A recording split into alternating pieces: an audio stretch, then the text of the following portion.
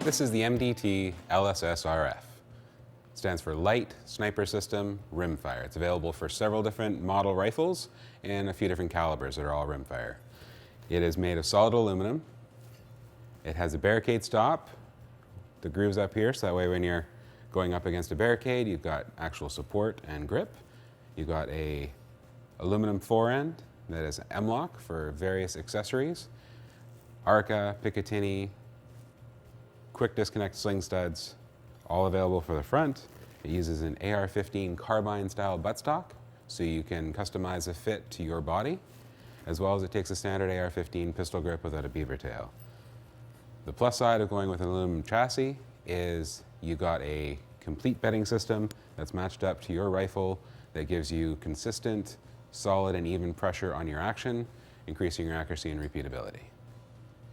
When you receive your chassis, it's going to require a AR-15 style carbine buttstock and AR-15 grip without beaver tail.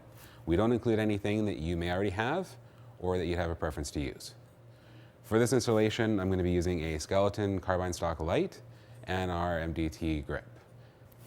For this installation, I've already installed the MDT skeleton carbine stock light and MDT rubberized pistol grip on this chassis. Now all that's left to do is to install your action and get up and running. Always make sure your rifle's safe. I like to remove the bolts so there's no doubt that we're safe.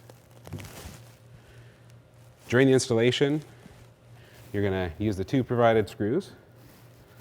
Generally, they could be same size, could be offset depending on the action. Make sure that the action screws match up to the proper hole. We're going to be installing the action. Make sure that the trigger goes through the trigger pocket. There's a hole for it. That's the easiest way to line it up.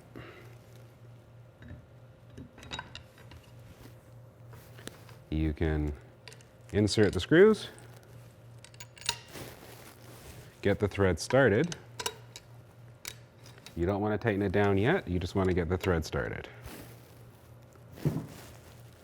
Once the action is in, I prefer to work vertical. There's going to be some vertical movement of the action.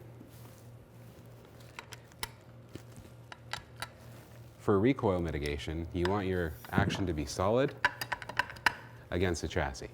That's going to increase your accuracy and repeatability because it's going to act as one. With the rimfires, you're going to want to be between 20 and 40 inch-pounds for your torque. I would start at 20 and then work your way up and do some groups and see what works best for your rifle. With the size of the actions for the 22 and the size of the threads, our center fires we recommend 65 inch-pounds because it's considerably bigger and stronger. The 22s being a little on the smaller side, you don't need as much torque. You start with 20 inch-pounds, shoot a few groups to see what your size is.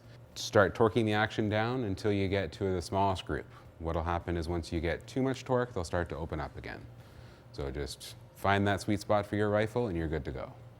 Now that we've got our action torque down, we just want to make sure that 100% we get function. This is specifically designed for this action, so there shouldn't be any issues. Safety functions, bolt works, mag's great.